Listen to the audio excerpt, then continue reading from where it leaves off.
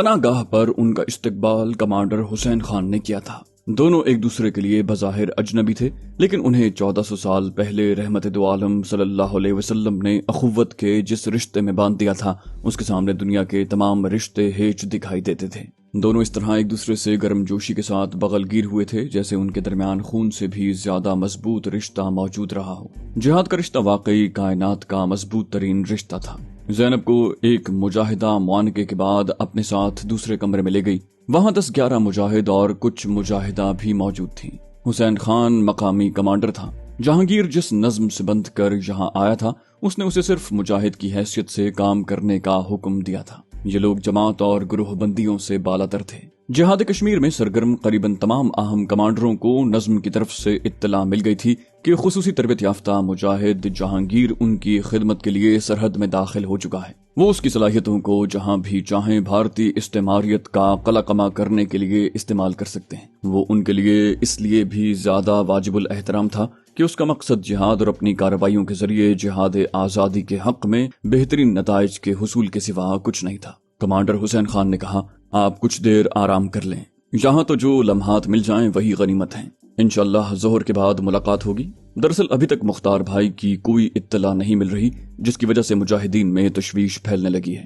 تب تک انشاءاللہ صورتحال بھی واضح ہو جائے گی۔ اصل میں آپ کے حملے کے اگلے روز بھارتیوں نے سوپور پر بڑا کریک ڈاؤن کیا ہے۔ انہوں نے سوپور سے بانڈی پورہ اور کپواڑہ کی طرف جانے والے قریباً تمام ممکنہ راستوں پر قبضہ کیا ہوا ہے۔ آپ بہت خوش قسمت ہیں کہ آپ کو زینب بہن کی معاونت میسر تھی۔ آج تک ہماری اس بہن نے کبھی ناکامی کا منہ نہیں دیکھا۔ ابھی تک سوپور سے ان کے نکلنے کے بعد کی اطلاع نہیں ملی، نہ ہی کسی جگہ سے مقابلے کی خبر آئی ہے۔ جہانگیر کو الجھن سی ہونے لگی، بولا اللہ تعالیٰ خیر کرے، میرا ایمان ہے مختار بھائی جہاں بھی ہیں محفوظ ہیں، انشاءاللہ بھارتی فوج ان کا کچھ نہیں بگاڑ سکے گی۔ کمانڈر حسین خان نے عجیب سے لہجے میں کہا، جہانگیر بھائی، اگر بھارتی فوج کی تعداد 6 لاکھ سے 12 لاکھ بھی ہو جائے تو بھی وہ ہمارا کچھ نہیں بگاڑ سکتی۔ ہمیں اب تک جتنا نقصان پہنچا ہے اس میں زیادہ تر ہمارے اپنے ہاں پلنے والے آستین کے سانپوں کا ہے۔ ان لوگوں کی وجہ سے ہی ہم آج غلام ہیں۔ ہم کوشش تو کرتے ہیں کہ ان آستین کے سانپوں کا قلقمہ کر سکیں، لیکن یہ خدا جانے موسمی جڑی بوٹیوں کی طرح زمین سے کیسے اگاتے ہیں۔ جہانگیر نے اس کی بات پر ساتھ کیا، بولا، ہاں کم از کم شمشیر نگر والا آپریشن بھارتی فوج کبھی نہ کر پاتی اگر اسے مقامی غدار میسر نہ ہوتے۔ حسین خان نے کہا، بہرحال یہاں بانڈی پورہ میں ہم اس بات کا خاص خیال رکھتے ہیں۔ ہم نے یہاں مقامی ٹاؤٹوں کے سوشل بائیکاٹ کی مہم چلائی ہوئی ہے جس کے بڑے مثبت اثرات مرتب ہو رہے ہیں۔ آپ آرام کر لیں، شام کو کچھ اور ساتھی بھی آ رہے ہیں۔ انشاءاللہ کل ہی ہم یہاں ایک بڑا ایکشن کرنے جا رہے ہیں جس میں آپ نے اہم کردار ادا کرنا ہے۔ اسے کچھ پشیمانی سی ہونے لگی تھی کہ اس نے جہانگیر کو کمانڈر مختار کی خبر سنا کر کچھ پریشان کر دیا ہے۔ اس کی خواہش تھی کہ جہانگیر جو گزشتہ 48 گھنٹے سے مسلسل بھاگ دوڑ کر رہا ہے اب کچھ آرام کر لے۔ اچھا میں چلتا ہوں، انشاءاللہ شام کو ملاقات ہوگی۔ حسین خان یہ کہہ کر جان بوجھ کر کمرہ بند کر کے نکل گیا۔ اب جہانگیر کمرے میں اکیلا تھا۔ کچھ دیر تک وہ کروٹیں بدلتا رہا، پھر مطمئن ہو کر سو گیا۔ بانڈی پورہ سے مشرق کی طرف قریباً 1-1.5 کلومیٹر کے فاصلے پر ماڈر گاؤں میں بی ایس ایف نے اپنا سب ہیڈ کوارٹر قائم کر رکھا تھا، جبکہ شمال مشرق میں قریباً 2-2.5 کلومیٹر کے فاصلے پر ان کا دوسرا بڑا کیمپ سبزونی میں قائم تھا۔ یہاں سے وہ پاکستان سے ملحقہ گریز سیکٹر کی نگرانی کیا کرتے تھے۔ ان دونوں کیمپوں نے ارد گرد کے علاقوں میں دہشت پھیلا رکھی تھی۔ دن کے کسی بھی وقت عموماً شام ڈھلنے سے کچھ دیر پہلے یہاں سے شراب کے نشے میں دھت بی ایس ایف کے درندے دندناتے ہوئے باہر نکلتے اور ٹولیوں کی شکل میں نزدیک کے دیہاتوں اور بانڈی پورہ کے مضافاتی علاقوں پر حملہ آور ہو کر اپنی حیوانیت کا مظاہرہ کرنے لگتے۔ کسی بھی گاؤں میں راستے میں آتی کسی بھی نوجوان لڑکی کو اٹھا کر لے جانا ان وحشیوں کا معمول بن چکا تھا۔ مقامی آبادی کے لوگوں نے ان حیوانوں کی نیچ حرکتوں سے تنگ آ کر اپنی عورتوں اور لڑکیوں کو سوپور، بانڈی پورہ اور کپواڑہ وغیرہ میں جہاں کہیں ان کے رشتہ دار عزیز موجود تھے بھیج دیا تھا تاکہ وہ ان وحشیوں کی درندگی سے محفوظ رہیں۔ بی ایس ایف کے یہ خون آشام بھیڑیے آئے روز کسی نہ کسی نوجوان کو بھی شک میں پکڑ کر لے جاتے، جس کے ساتھ وحشیانہ سلوک کرنے کے بعد اس کی لاش کو عموماً وولر جھیل میں بہا دیا جاتا۔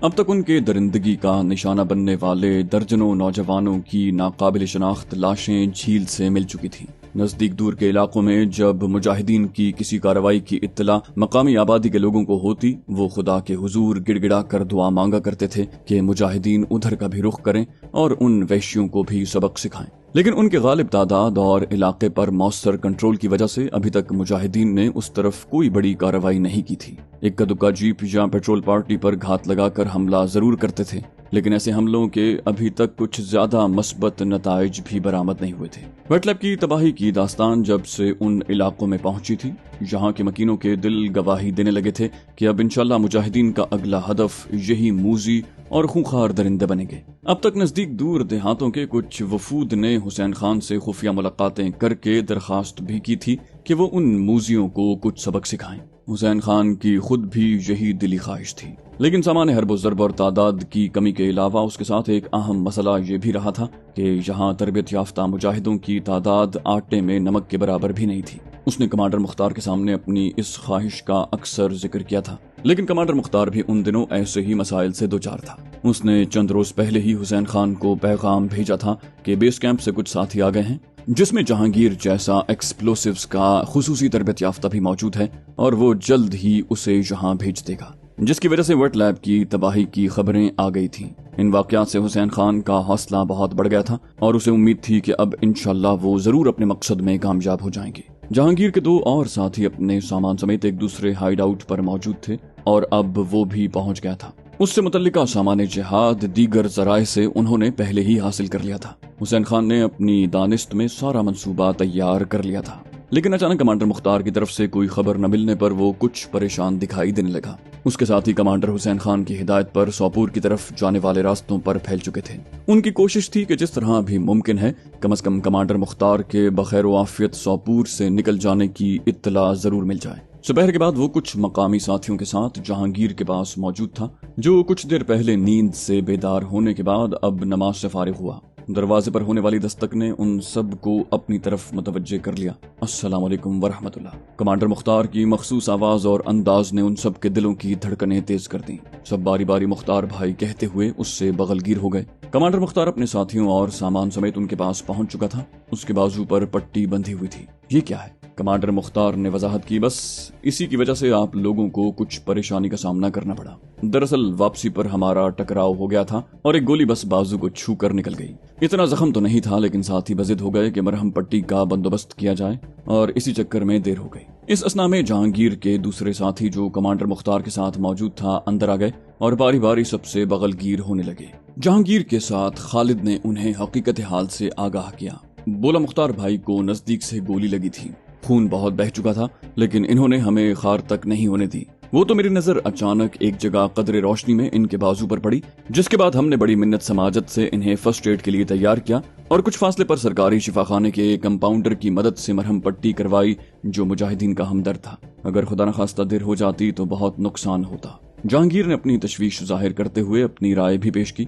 बोला, मेरे ख्याल से आपको कुछ दिन ज़ेरे ज़मीन रहना चाहिए। खुदा न करे अगर जख्म बिगड़ गया तो बहुत नुकसान हो सकता है। हुसैन खान ने कहा, हाँ मुख्तार भाई, बल्कि ज्यादा मुनासिब तो ये होगा कि आप श्रीनगर की तरफ निकल जाएं। हम भी इंशाल्लाह अपना काम करके उधर ही आएंगे। हमारे सरफरोश साथी वहाँ मौजूद हैं, बड़े मुजाहिद हैं। हाल ही में उन्होंने बड़ा जबरदस्त कारनामा किया है। श्रीनगर के लोग तो उनका नाम भी बड़ी अकीदत और एहतराम से लेते हैं। मुख्तार ने बहुत इनकार किया, लेकिन मुजाहिदीन के सामने उसकी एक न चली। बिलाखिर हुसैन खान ने कह ही दिया, मुख्तार भाई, मैं मकामी कमांडर की हैसियत से आपको हुक्म देता हूँ कि आप फिल वक्त अपने जख्म के मुंतमिल होने का इंतजार करें। बादल नखास्ता ही सही, लेकिन इस हुक्म की तामील आप पर लाजिम होगी, क्योंकि इसी में हम सब की भलाई है और यही हम सब की ख्वाहिश भी। वहाँ मौजूद तमाम मुजाहिदीन ने उनकी हाँ में हाँ मिलाई। रात का खाना उन्होंने इकट्ठे खाया।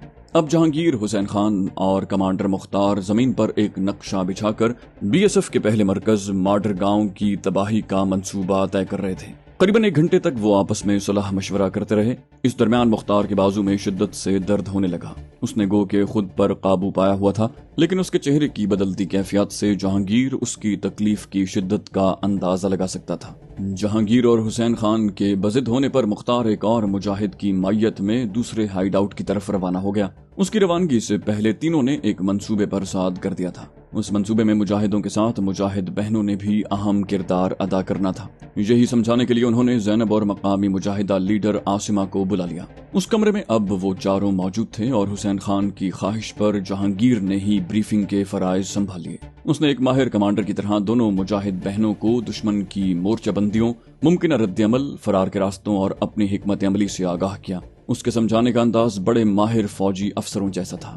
حسین خان بھی اس کی صلاحیتوں کا دل ہی دل میں معترف ہو چکا تھا۔ اس کا دل گواہی دے رہا تھا کہ جہانگیر کی کمانڈ میں وہ لوگ ضرور اپنے مقصد میں کامیابی حاصل کر لیں گے۔ اس نے بریفنگ کے خاتمے پر اچانک ہی ایک بات کہہ دی، جہانگیر بھائی، یہ میری ہی نہیں، مختار بھائی اور دوسرے تمام مجاہدوں کی بھی شدید خواہش ہے کہ اس حملے کی کمان آپ ہی کریں۔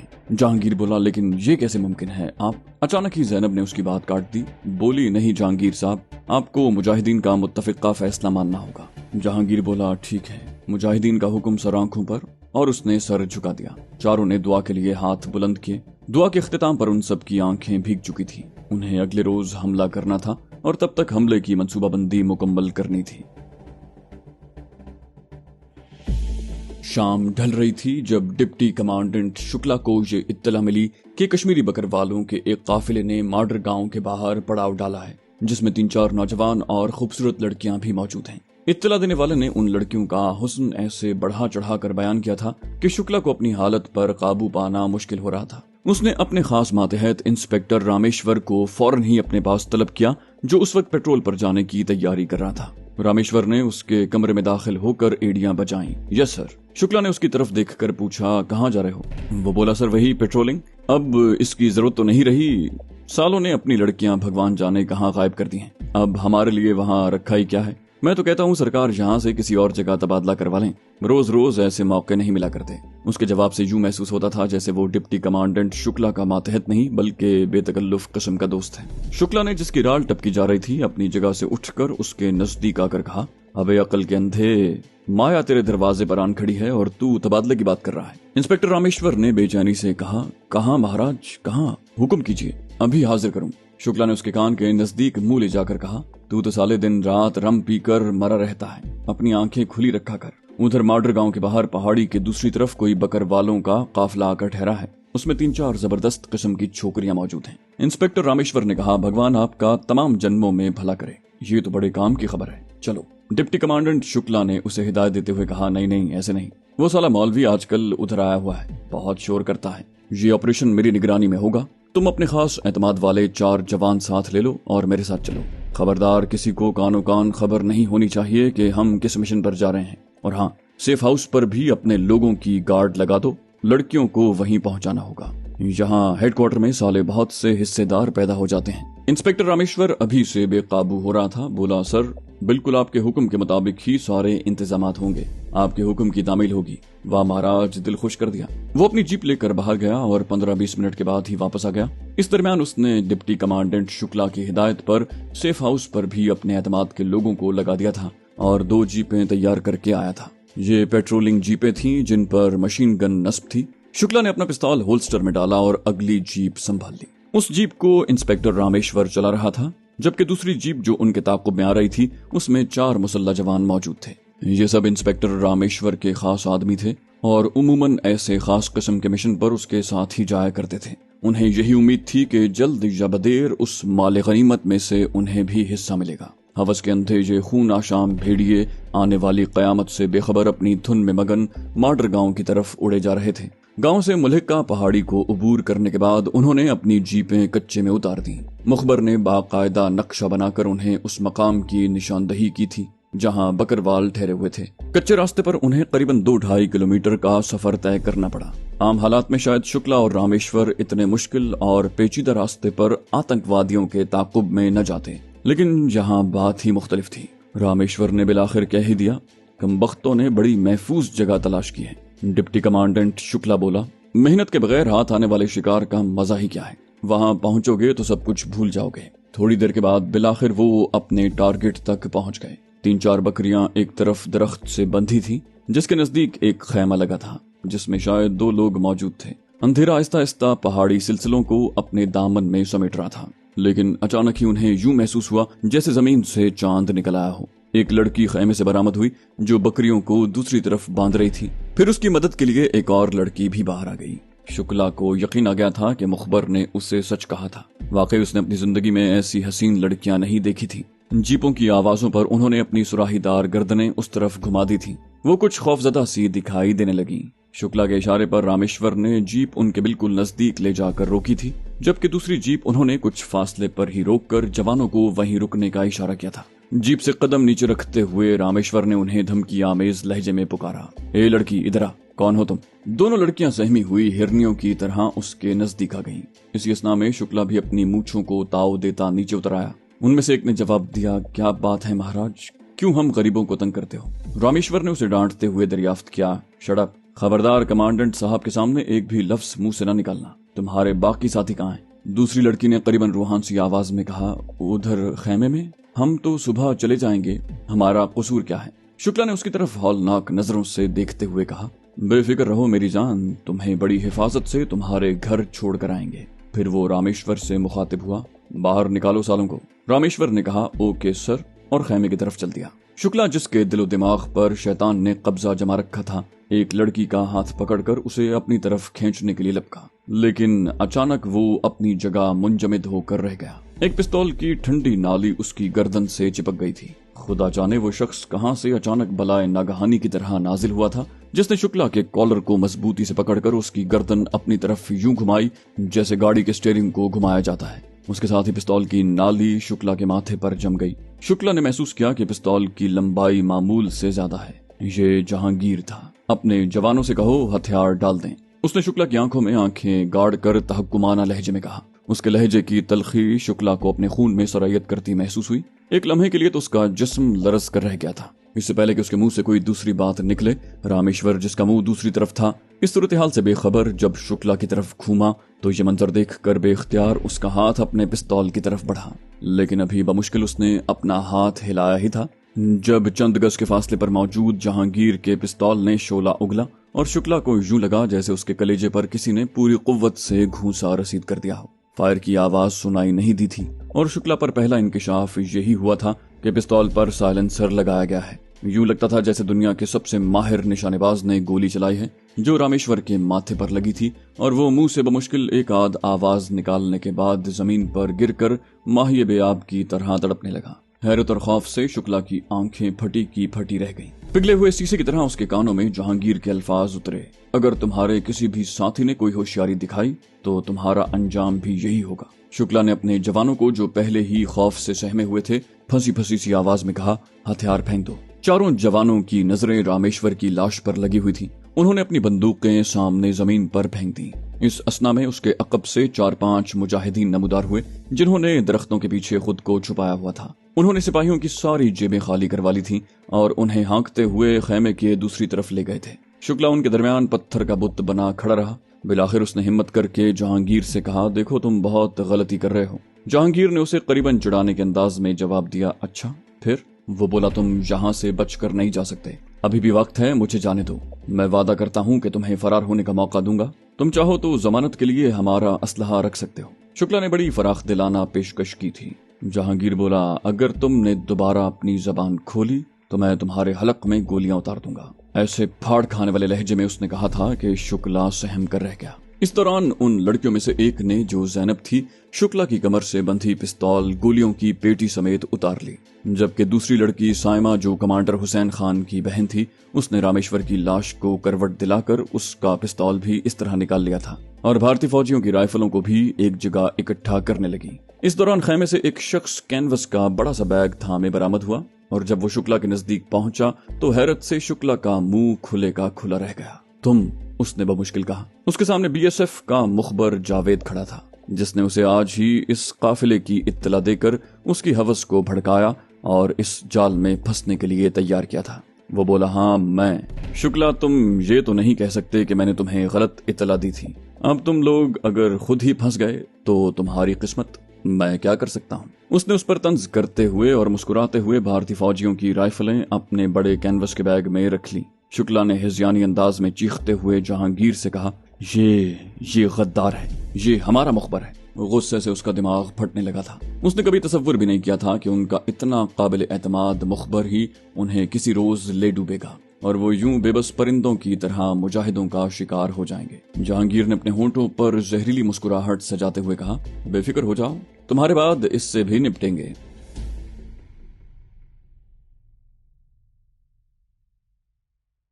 تو دوستو، یہ تھی ہماری آج کی ایپیسوڈ۔ امید کرتے ہیں آپ کو ہماری کہانی پسند آئی ہوگی۔ جانے سے پہلے اس ویڈیو کو لائک کیجئے اور شیئر کرنا مت بھولیے۔ کامنٹ کر کے ہمیں بتائیے کہ آپ کو ہماری ویڈیو کیسی لگی، اور اگر ابھی تک آپ نے اس چینل کو سبسکرائب نہیں کیا تو اسے سبسکرائب کیجئے اور بیل آئیکن دبا کر آل نوٹیفیکیشنز آن کر لیجئے۔